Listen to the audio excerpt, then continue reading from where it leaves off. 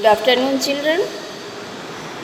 Children, today we will continue chapter cell, its structure and functions.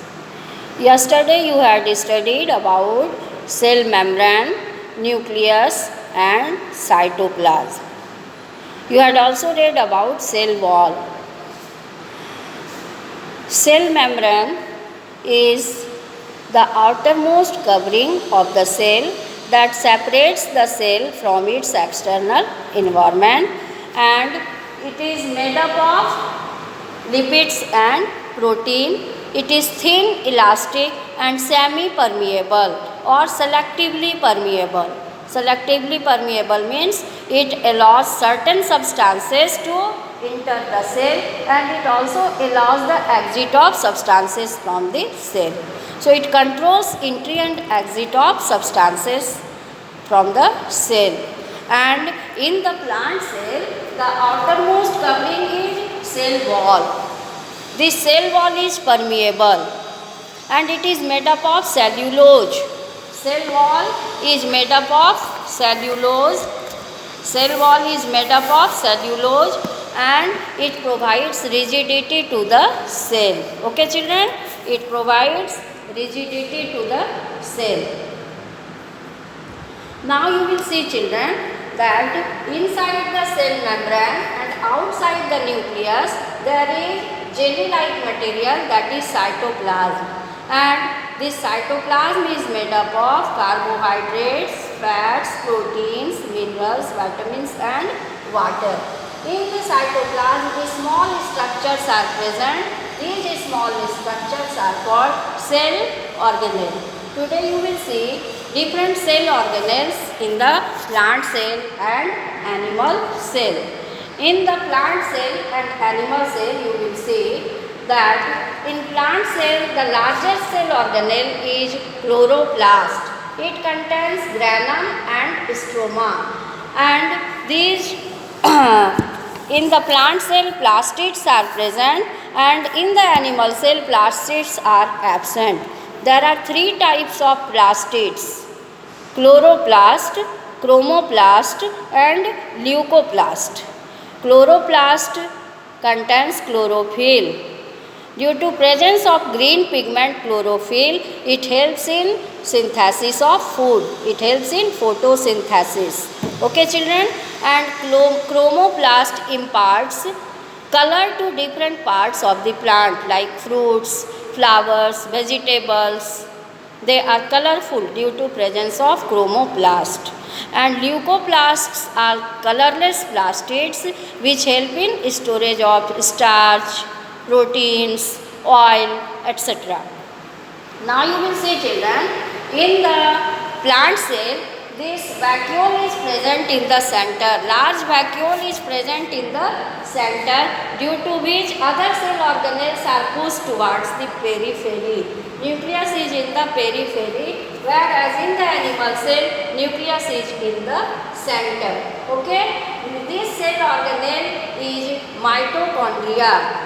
Okay? It has two membranes. Outer membrane is smooth and inner membrane is folded to form finger-like projection called cristae. And in the matrix of mitochondria, some enzymes are present that help in respiration.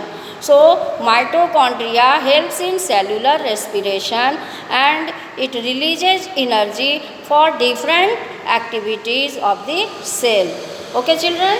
And the other cell organelle is Golgi complex. Near this nucleus you see sac-like structure is present which helps in processing and packaging of substances, materials. It is the storehouse of the cell. It is called Golgi complex. Golgi complex are sac-like structures which are stacked one above the other, and it helps in processing and packaging of material. Okay, children? So, it is called storehouse of the cell. In plant cell also you see this is Golgi complex. This is endoplasmic reticulum, are tubular structures, tube-like structures, and this endoplasmic reticulum is the skeletal framework of the cell. It helps in transportation of material. It acts as a channel for transportation of material. As you see in your kitchen, children, that cupboards are moving due to presence of channel. Channel के ऊपर जो है वो move करता है. उसी तरह से this endoplasmic reticulum acts as channel for transportation of material. If ribosomes are present on its surface, it is called rough endoplasmic reticulum and it helps in protein synthesis. Sometimes endoplasmic reticulum does not contain ribosome and it is in the cytoplasm. It is called smooth endoplasmic reticulum and it helps in lipid synthesis. Okay children, now you will see ribosome, function of ribosome. It is gran-like structure and it acts as platform for protein synthesis. So what is its function? It helps in protein synthesis. Okay children? Now in the animal cell you see there is presence of centrosome which is not present in the plant cell. Plant cell does not contain centrosome, whereas in animal cell centrosome is present and it helps in cell division. Children, I have already told you that life starts from a single cell, that is zygote, and it divides and redivides to form millions of cells. By which method? Cell division. There are two types of cell division that you will study in higher class, mitosis and meiosis, and this centrosome helps in cell division. Okay, centrosome is not present in plant cell.